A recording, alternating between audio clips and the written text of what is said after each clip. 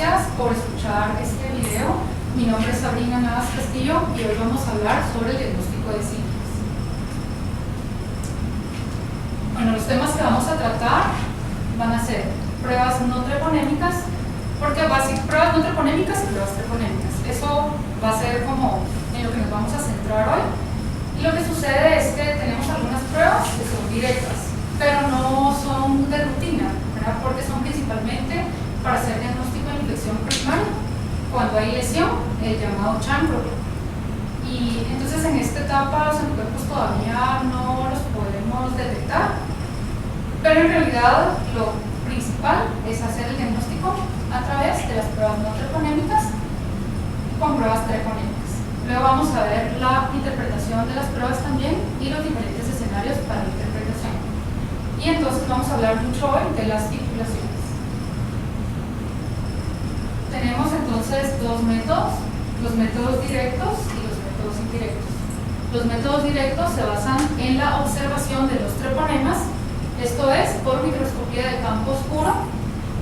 El problema ahí es que la toma de muestra debe ser una toma muy bien realizada del centro de la lesión, básicamente, porque si se toma de los alrededores, por ejemplo, puede ser que no tomemos una buena cantidad de material y entonces la observación de los treponemas pues no se va a dar.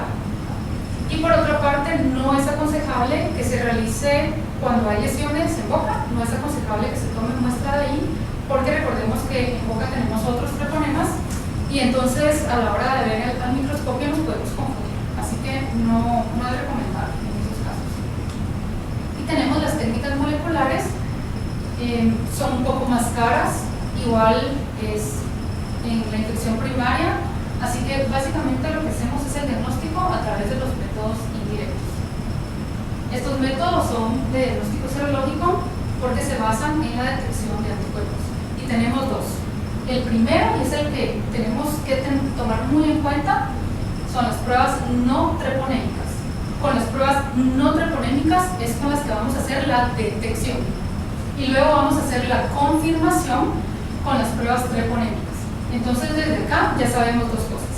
La primera es que las pruebas no treponémicas, si son las de detección, quiere decir que son las que están relacionadas a la actividad de la enfermedad y por lo tanto con las que vamos a monitorear el tratamiento. Y las pruebas treponémicas son pruebas para la confirmación y son de memoria. Es decir, que una vez que se lleve a cabo el tratamiento, en realidad lo que tenemos que hacer son las pruebas no treponémicas, porque las treponémicas permanecen positivas prácticamente el resto de la vida. Aunque no esté causando enfermedad. No, porque ahí ya tenemos dos escenarios. Uno en el que la enfermedad todavía permanezca después del tratamiento, pero probablemente en su etapa inactiva, es decir, que las titulaciones van a estar bajas, ¿verdad? Por ejemplo, un 4, titulación débil. Y la otra situación para la que podemos encontrar positivas las pruebas treponémicas es porque la infección resolvió, ya se curó. O sea, vamos a tener pruebas no treponémicas negativas y pruebas treponémicas positivas. Este escenario que menciona, muchas gracias por el comentario, de las pruebas no treponémicas, de las pruebas treponémicas, lo vemos mucho en la clínica, por ejemplo, en donadores de banco de sangre. O sea, llegan y algunos de ellos son falsos positivos, ¿verdad? Es decir, tienen sus pruebas, su prueba de detección treponémica que se hace, ¿verdad?, a través de pruebas automatizadas positiva, porque estas pruebas son muy sensibles. Ese es un escenario, ¿verdad? Entonces ya cuando hacemos nosotros la confirmación, que regresamos a la prueba no treponémica y hacemos otra treponémica de la que ya les voy a hablar en un momento. Ese es un escenario, falsos negativos. Pero otro escenario bastante frecuente es infección resuelta. O sea, decimos, no, si la prueba lo detectó y lamentablemente no va a poder donar porque ya aparece registrado como positivo, ¿verdad? Pero en realidad es una infección pasada, tratada. Pero él sí podría donar, no alteraría a quien va a recibir la sangre, por ejemplo. Bien, en este momento no es nuestro fin, ¿verdad? Nuestro objetivo, ¿verdad? Hablar de las pruebas de banco de sangre tal cual. Entonces el comentario que le voy a hacer nada más es que lamentablemente en Guatemala no existe el programa de reinserción del paciente. Entonces, cuando una prueba en banco de sangre aparece como positiva, queda registrado el paciente o la persona queda registrada como positiva, entonces cuando regresa a donar no va a ser apto para donar. Exacto, porque no hay un programa de reinserción que valide. Hay continuidad a ese paso. Exactamente. Ok, gracias. Gracias. Bien, entonces tenemos dentro de los métodos indirectos, este es el más utilizado en la actualidad. Va a tener una reactividad después de 14 a 20 días de aparecida la lesión, el llamado chancro, ¿verdad? La sensibilidad y especificidad van a variar según el estadio de la enfermedad. Tenemos entonces infección primaria, secundaria, la fase latente, la fase tardía, ¿verdad? Pero en general tiene muy buena sensibilidad. Y aquí nos centramos en dos pruebas, las pruebas no treponémicas y las pruebas treponémicas. Tenemos de las pruebas no treponémicas a BDRL y RPR, son las más utilizadas. BDRL en suero, ¿verdad? Se puede realizar, detecta anticuerpos anticardiolipina, la reacción se va a obtener con una muestra positiva en forma de floculación, la vemos al microscopio, entonces son como grumitos, ¿verdad? Lo vemos acá, que son, digamos, sí, como acúmulos, ¿verdad? Que se ven así como negritos al microscopio. Y tenemos la prueba rápida, que se puede, tenemos el RPR, que se puede hacer en suero y plasma, es un antígeno con partículas de carbono. Si este está positivo, entonces lo que vamos a ver es una coronita. Si está negativo, se ve todo ok. Esto nos dice CDC desde 2009, que es el desempeño de las pruebas por etapas en pacientes no tratados. Entonces vean acá el método y la sensibilidad dependiendo de cada fase de la infección. La verdad es que son bastante parecidas. Vean acá la especificidad en ambas. Tal vez en la fase primaria es mejor el RPR.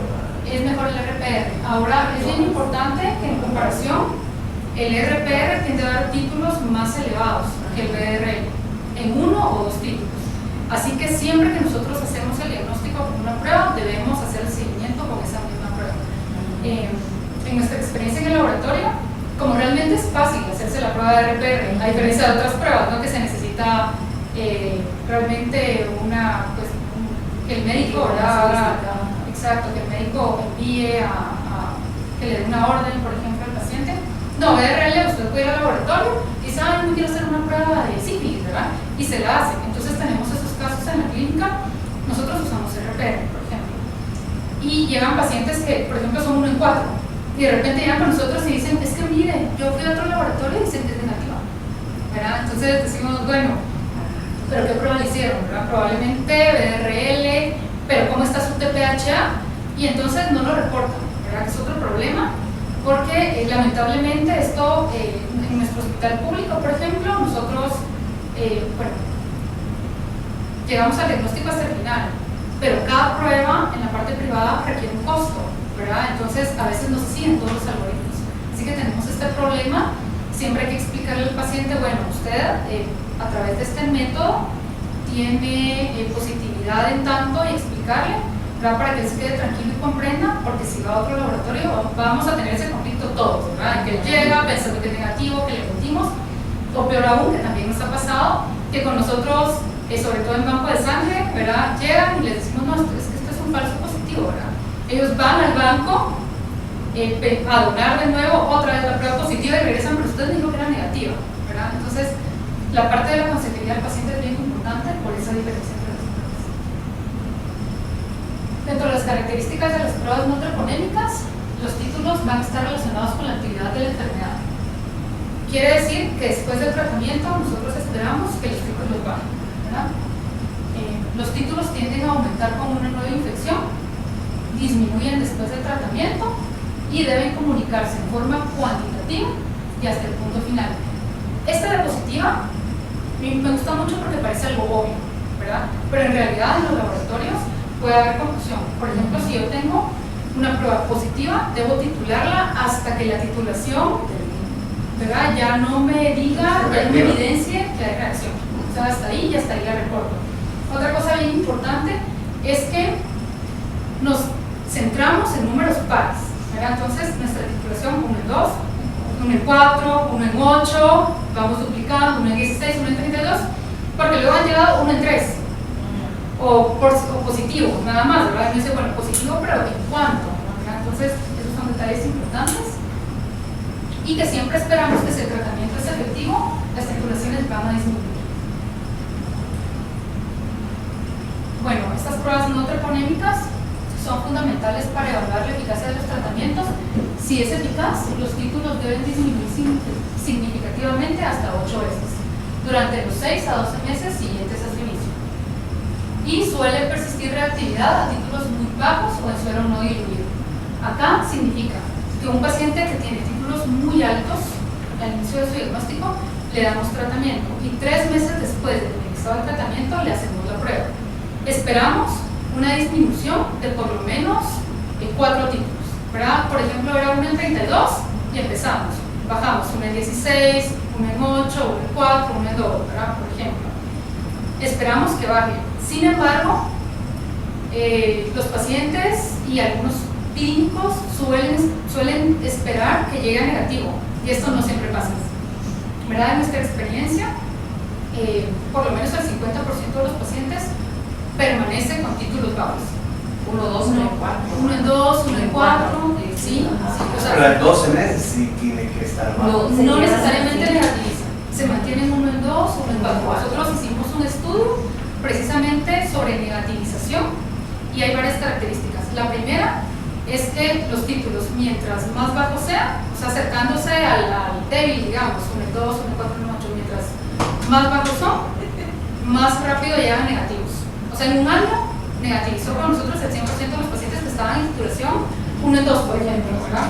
Pero luego cuando hay títulos muy altos, suele permanecer la titulación baja, pero suele permanecer.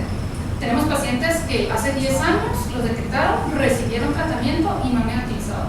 Y eso no significa que el tratamiento no fue efectivo, ¿verdad? Fue efectivo, solamente que los títulos suelen permanecer muy bajos, ¿verdad? Luego tenemos cuando hay inicio de tratamiento en estadios latentes o tardíos, es decir, cuando los pacientes se infectaron hace más de un año, por ejemplo. Entonces la disminución de los títulos va a ir de forma muy lenta. O sea, mientras más rápido los detectemos, luego de infectarse, más rápido los tratemos, es más probable que lleguen a negativizarse. Luego en el resto de los pacientes, la persistencia de la seropositividad no indica ni fallo del tratamiento ni reinfección. Son estos pacientitos de los que hablamos, ¿verdad? Que si ellos, el tratamiento disminuyó por lo menos 4 títulos, ¿verdad? Frente a su valor basal, pero mantienen títulos por ahí bajos, no indica reinfección, ¿verdad? No hay ningún problema, entonces sí tampoco indica fallo del tratamiento. Es el comportamiento de la inmunidad de cada paciente. Exacto. Es diferente. Se observaba 1 en 2 y 1 en 4, entonces era pura memoria, ¿verdad? Sí, exacto, ahí se mantiene. Tenemos falsos negativos, los famosos fenómenos de persona, ¿verdad? Aquí las muestras son fuertemente reactivas porque hay exceso de anticuerpos. Entonces buscan un antígeno al cual unirse y pareciera que se quieren unir muchos al mismo antígeno, ¿verdad? Ahí se debe titular siempre.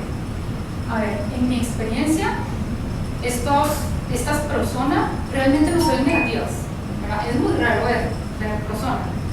Yo en los 12 años que tengo de esta clínica solo he visto 2 fenómenos de persona y es porque el clínico pediatra, ¿verdad? Él nos escribió en la nota en ese momento hacer RPR y titular aunque salga negativo por sospecha de fenómeno de persona. Entonces él en la clínica, por eso la correlación clínico-diagnóstica es importante.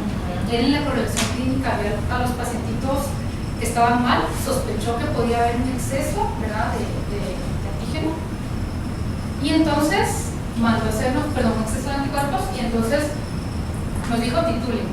Estas muestras se veían sucias, o sea, no eran realmente, cuando ustedes hacen el RPR, ponen, ¿verdad? su reactivo, o sea, primero ponen su suero, luego su reactivo, lo mezclan y en realidad es una mezcla clara, ¿verdad? Independientemente de las partículas de carbón, por ejemplo. Pero eso se miraba sucio, era raro, era como denso, ¿verdad? Y dijimos, sí, muy bien, pero una persona.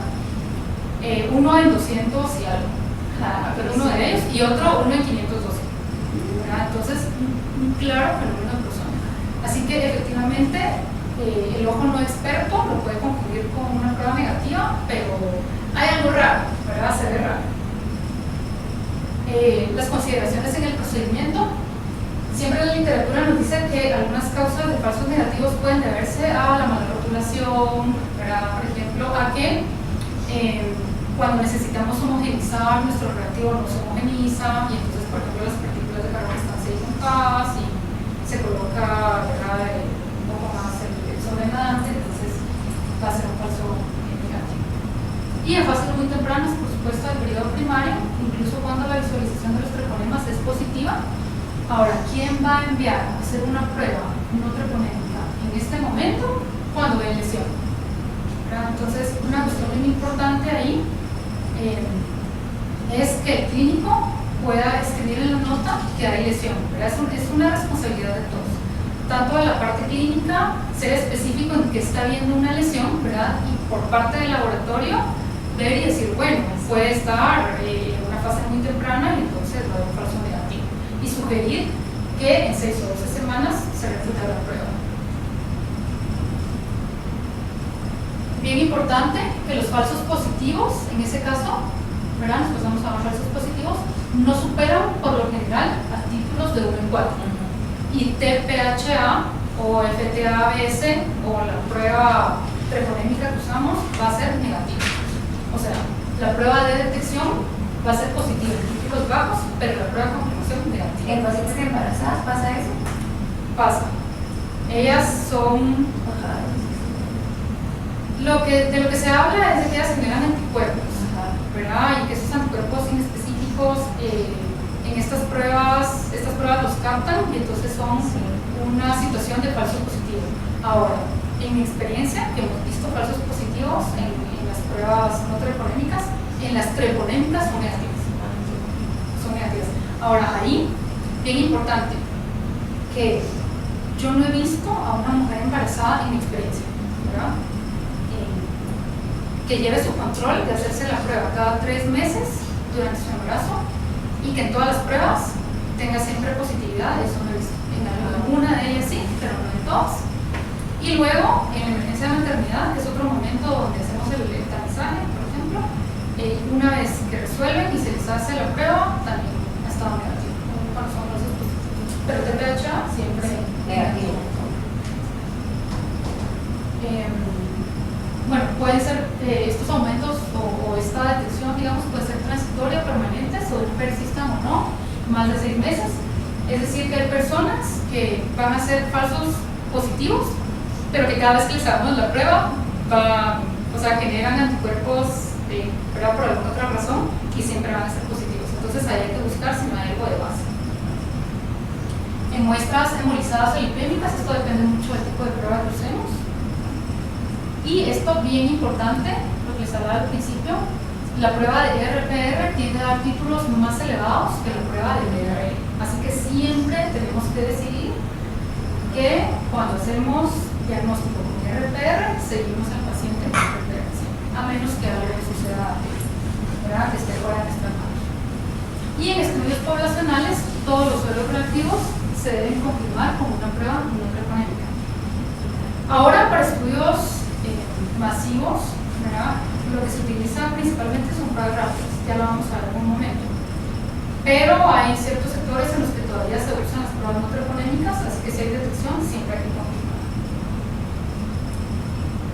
Y ahora pasamos a las pruebas treponémicas. No sé si tienen alguna duda todavía de las pruebas no treponémicas.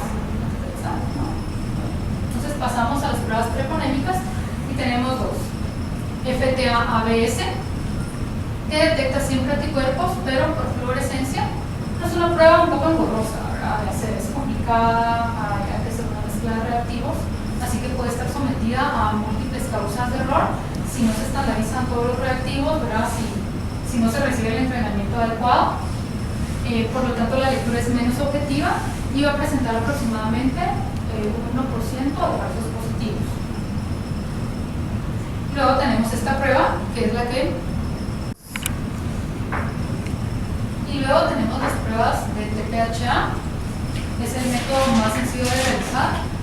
No está demostrada la utilidad de cuantificar el resultado, porque es una prueba de memoria.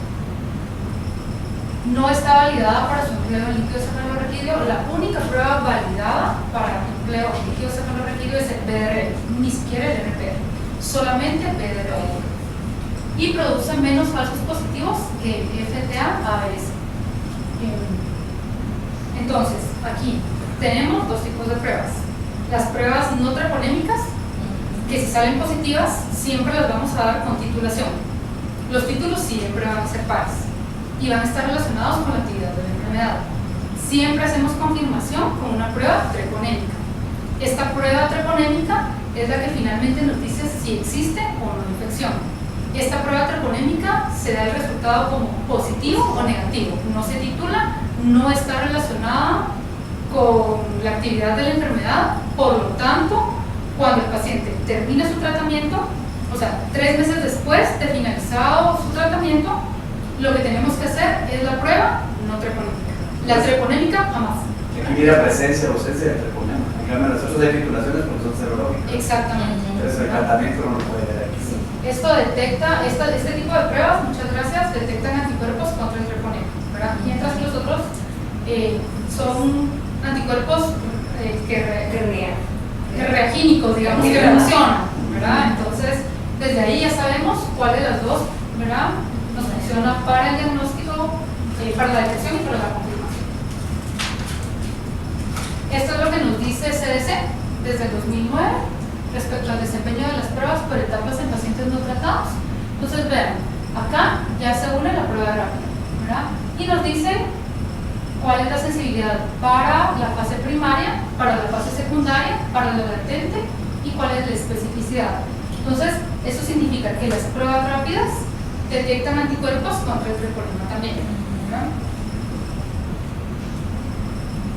Falsos positivos, bueno, se han documentado diferentes causas: pacientes con gamma globulines elevadas, anticuerpos antinucleares, mujeres embarazadas, cirrosis, anemia hemolítica autoinmune, diabetes de tipo 1 y drogadicción.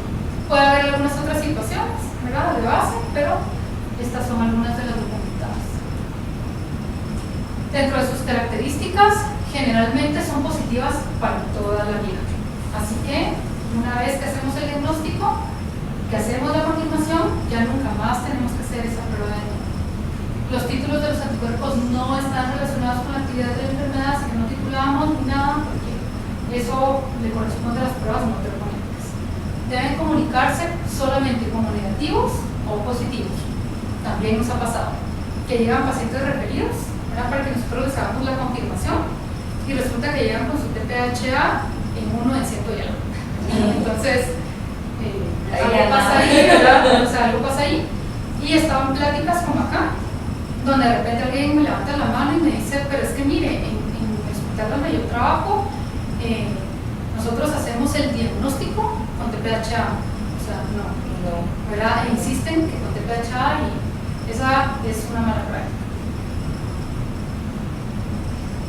La utilidad: confirmar los resultados positivos obtenidos con la prueba no treponémica. No son útiles para seguir los tratamientos y permanecen positivas en el 85 al 90% de las personas ya tratadas y curadas. Así que, desde memoria, la hacemos solo una vez para diagnosticar, para dar el diagnóstico final, y de ahí nunca más. Y esta es la interpretación de las pruebas. Entonces, vean, en infección activa hay una prueba treponémica positiva o reactiva mayor a 1 en 8, y la confirmatoria reactiva, ¿verdad?, aquí claramente infección activa. Si tenemos una prueba no treponémica positiva, por ejemplo 1 en 4 o menor, ¿verdad?, o sea, títulos bajos, y la confirmatoria positiva, sífilis latente, es decir, sífilis que tiene más de 1 año, probablemente entre 1, 2, 3 años, ¿verdad? Falso positivo, la prueba no treponémica reactiva, generalmente en 1 en 4, ¿verdad?, o menos, y la prueba confirmatoria negativa. Entonces, ¿quién nos dice si hay una infección? Es la prueba treponémica. Y el tratamiento exitoso, la prueba no treponémica, ¿verdad?, es reactiva, pero una disminución de los títulos, o negativizó, ¿verdad? respecto a la basal. Cualquiera de estos dos escenarios significa tratamiento exitoso.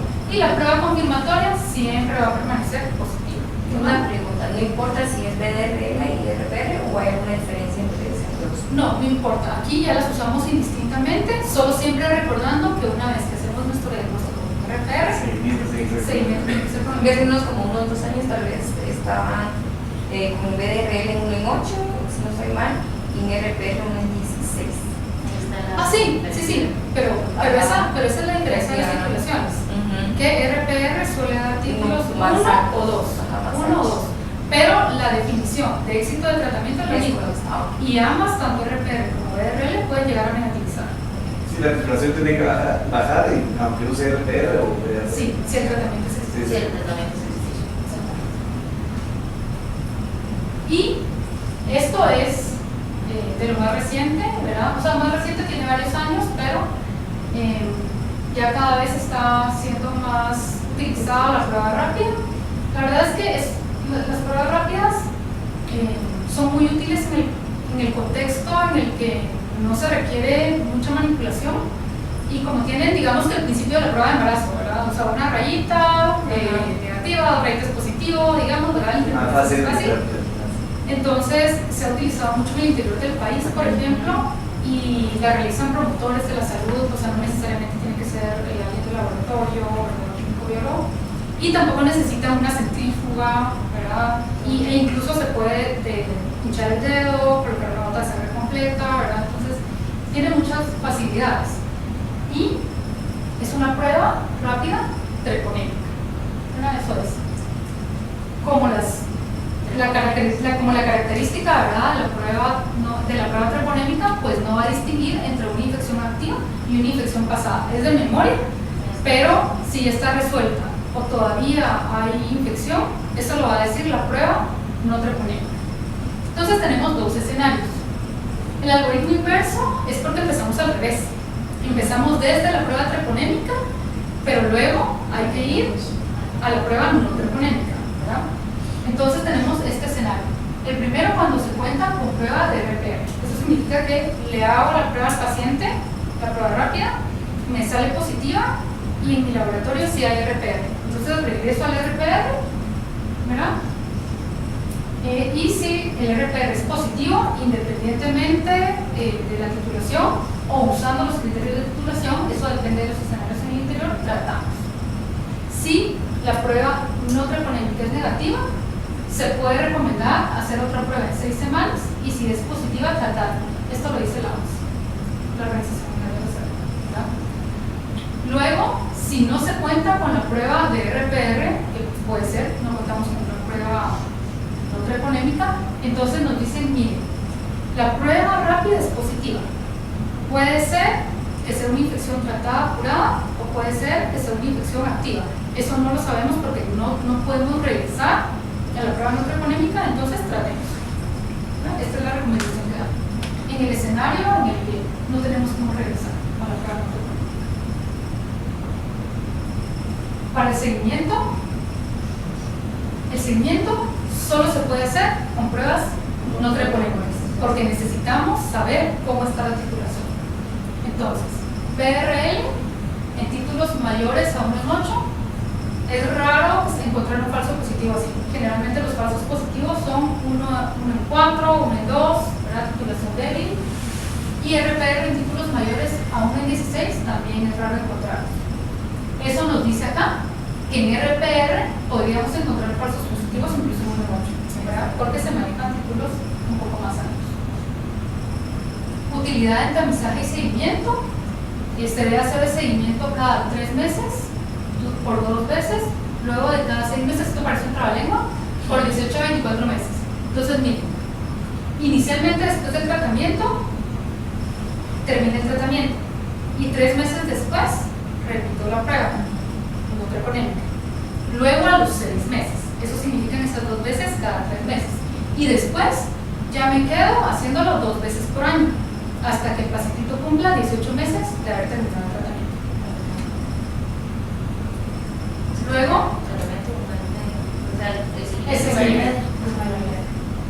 luego la estabilización o negativización de los títulos 90% va a negativizar a los 2 años luego de tratar la sífilis temprana.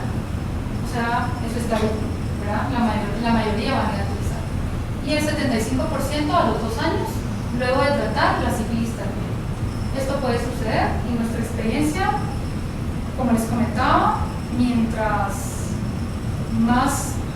mayor es la población y más nos hemos tardado en hacer el diagnóstico, ¿verdad? Por cuestión propia de la llegada del paciente, más chance hay de que los títulos permanezcan, o sea, de que el paciente no negativice.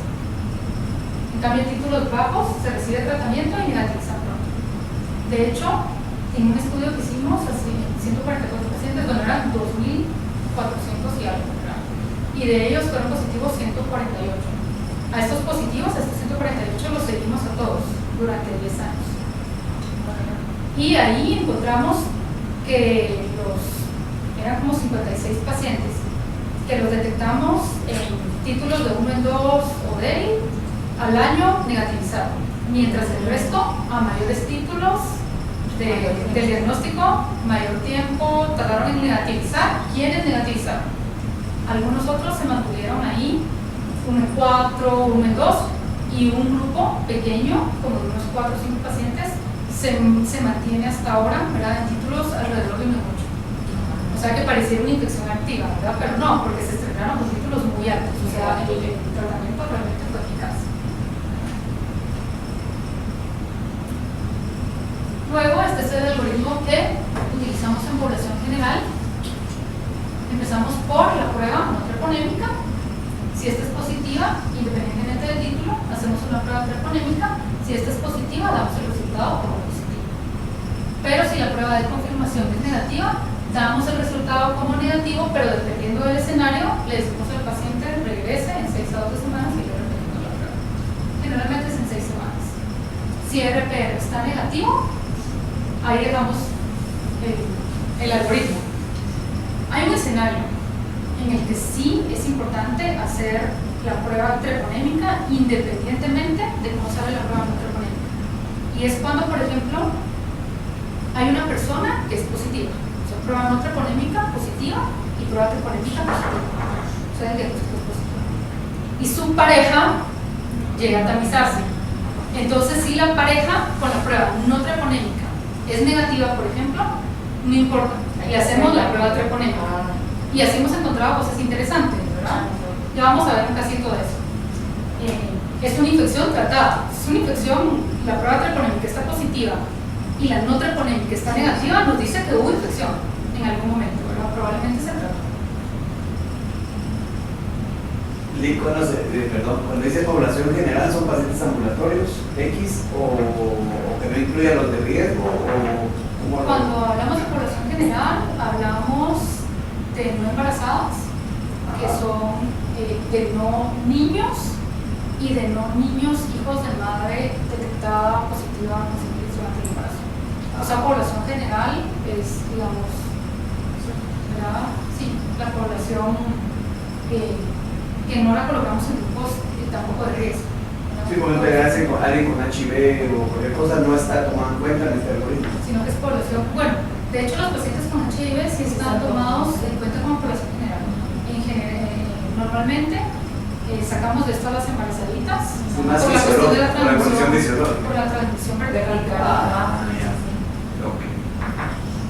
Digamos, para fines prácticos, nosotros seríamos población general, pero si hubiese una embarazada entre nosotras, ella no es población general. O un niño. Los niños diferente. El diagnóstico es el mismo, los granecitos, a excepción del seguimiento que se hace cuando está positiva la madre, digamos, y luego se le hace al chiquito, ¿verdad?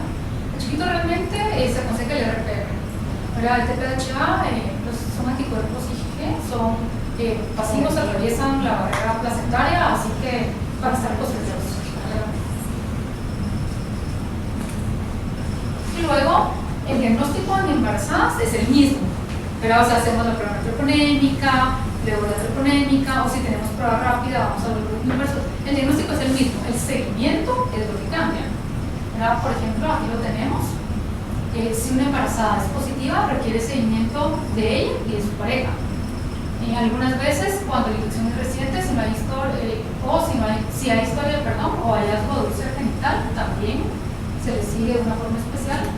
El seguimiento de pacientes ya propiamente en embarazo, se les hace BRL o RPR cada 4 a 6 semanas y luego de resuelto el embarazo cada 3 a 6 meses hasta los 18 meses. Es decir, que si una paciente está embarazada, ella llega, por ejemplo, tiene un mes de embarazo, llega, le hacemos la prueba. Si la prueba es negativa, se la tenemos que hacer cada 3 meses, ¿verdad? Hasta que resuelva el embarazo. Pero si es positiva, nosotros podemos considerar hacérsela cada mes. Eso quiere decir esta diapositiva. Luego tenemos aquí criterios, ¿verdad? Que es ya más de interpretación de pruebas. Entonces vean, si la prueba no treponémica está en titulaciones menores a 1 en 8 y la prueba treponémica negativa es una sífilis, es un falso positivo y no necesita tratamiento. Si la prueba no treponémica tiene titulaciones mayores a 1 en 8 y su prueba treponémica positiva, ese es el escenario así claro, la sífilis hay que tratar. Luego, si la prueba no treponémica está en títulos menores a 1 en 8 y el TPH es positivo, es una infección pasada, es un paciente ya tratado, no hay que tratar, a excepción de quién? De las embarazadas. Ellas se salen de este parámetro. Y luego tenemos acá BRL o RPR en diluciones mayores a 1 en 8 con su prueba treponémica negativa. Puede ser posible sífilis en su fase temprana, ¿verdad? Porque el TPH está negativo. Puede haber una enfermedad autoinmune, por ejemplo, que esté provocando un falso positivo, pero si esto se da en embarazo, la recomendación es tratar, ¿verdad? Ahí no nos arriesgamos, pero estamos complicando. Entonces hay que tratar. Ahora, el taller, un casito, ¿verdad? De interpretación para nada más ver que fijamos todo. Entonces, vean acá. Tenemos claves para la interpretación de pruebas serológicas. Las claves siempre es hacernos preguntas, ¿verdad? O sea, eso es. Entonces, ¿se detectó la infección? ¿Cómo se detecta? Con pruebas no treponémicas, ¿verdad? Entonces, ¿hay infección o no hay infección? Eso lo dicen las pruebas no treponémicas. Luego, ¿existe confirmación de la infección? Eso lo dicen las pruebas treponémicas, ¿verdad? Entonces, ahí ya podemos decir si hay infección, si ambas están positivas, o es un falso positivo, si solamente la primera está positiva, o es una infección pasada, si solo la segunda está positiva. Desde ahí ya lo hicieron, ya lo logramos, ¿verdad? Entonces luego, después del juego, digamos, de pruebas, ya decimos, ¿es una infección activa? O sea, hay títulos mayores a 1 en 8, o títulos menores, ¿verdad? Aunque la confirmatoria esté negativa, ¿verdad? Infección activa, porque puede ser primaria, ¿verdad? Que esté empezando sí, eso depende mucho del clip. Es una infección resuelta, muy buen punto, muchas gracias. Sí, porque esa podría ser una excepción. Sí. Luego es una infección resuelta, es realmente una infección o es un falso positivo, ¿verdad? Que básicamente sale todo de acá, todo deriva de estas dos partes. Y luego, ¿cuáles son los pasos que seguimos si tenemos una prueba rápida positiva? Como es treponémica, regresamos a las pruebas no treponémicas. Si ese es el escenario que tenemos, ¿verdad? De lo contrario, la recomendación es trate. Si no sabe qué pasó, trate. Estos son los escenarios que podemos encontrar para el diagnóstico de sífilis. El algoritmo tradicional, que es cuando iniciamos con la prueba, no treponémica.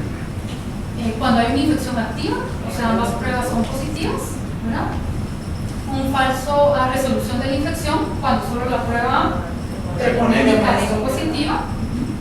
Luego, un falso positivo, cuando solo la prueba no treponémica es positiva, y aparece un trabalenguas, pero estamos todos en sintonía.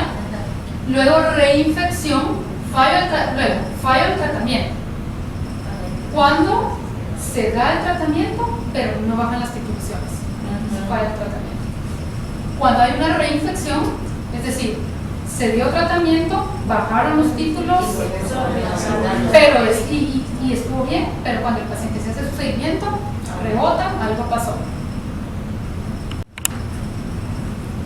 Y luego tenemos el algoritmo inverso, que es cuando empezamos por la prueba rápida, que es treponémica, y tenemos que regresar a la prueba no treponémica.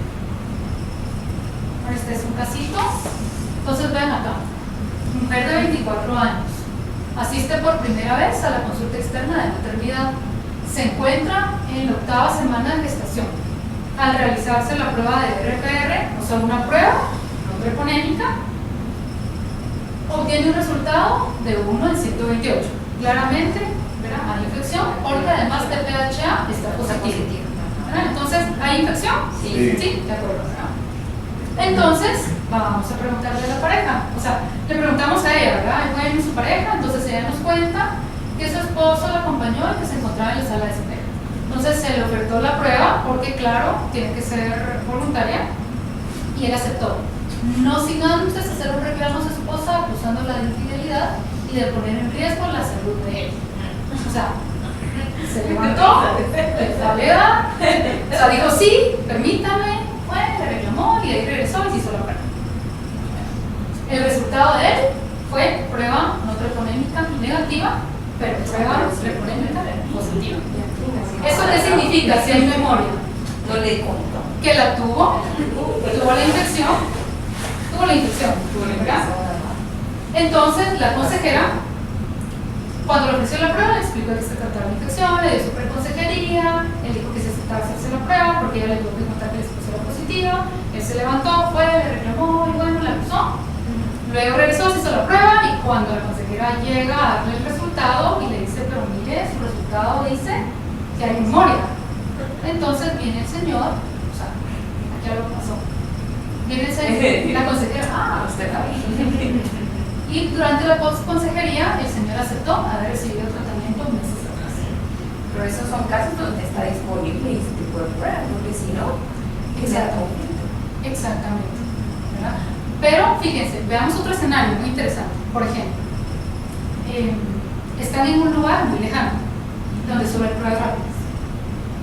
A ella le va a salir positiva. Y digamos que le va a reclamar, ¿verdad? Pero a él también le va a salir positiva. Porque es de memoria. Entonces ahí... Licky, porque bueno, la RPR es más barata que una prueba rápida, treponémica. ¿Por qué da el ministerio o quien da en esos lugares da una prueba treponémica y no una RPR? Siendo mejor, porque el RPR es mucho más barato, igual el DRL. Pues, son diferentes escenarios. Lo que pasa es que lo que estamos buscando con las pruebas rápidas es que más población tenga acceso. Para hacer una prueba de RPR, ya lo hicimos hace muchos años. En el hospital hubo un proyecto hace años de años, en el que el laboratorio tomaba la centrífuga, o sea, llevaba al pueblo su centrífuga, ¿verdad? Y luego había que sacar sangre, porque así es el RPR, ¿verdad? Tenían que tomar muestra de sangre de vena, ¿verdad? Centrifugarla, pasar por todo ese proceso en áreas donde no existen las condiciones de laboratorio. La idea de las pruebas rápidas es que pueden parecer más costosas, pero son más accesibles. Y por eso siempre está, que se hace una prueba como esa, siempre lo dirigen a una unidad para que se requiere, pero ¿qué nos dice el algoritmo? Si usted no puede referir o si no tiene acceso al RPR,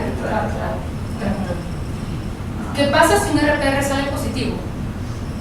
Necesariamente hay que ser TPHA. Sí. Eso lo complica. En esos escenarios. El otro está confirmando y tenga o no tenga que tratar. Tú o tiene. No tiene, no trate.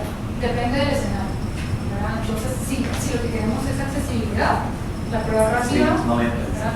Y además es una prueba fácil de interpretar, ¿verdad? O sea, no tiene que contratar al químico biólogo, que además en el interior, ¿verdad? Están concentrados en áreas formales, digamos, y tampoco técnicos de laboratorio, sino que el mismo consejero, digamos, el mismo promotor, ¿vale? Le da la consejería, le hace la prueba, le interpreta, incluso, ¿verdad? Los puede referir para la primera dosis de su tratamiento.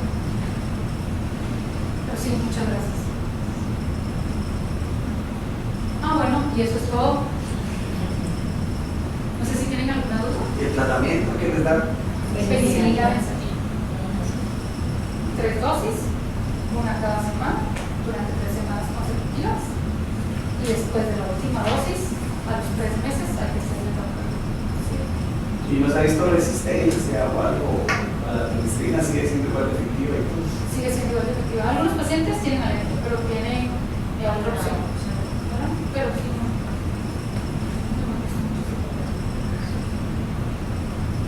Muy bien, muchas gracias por su atención.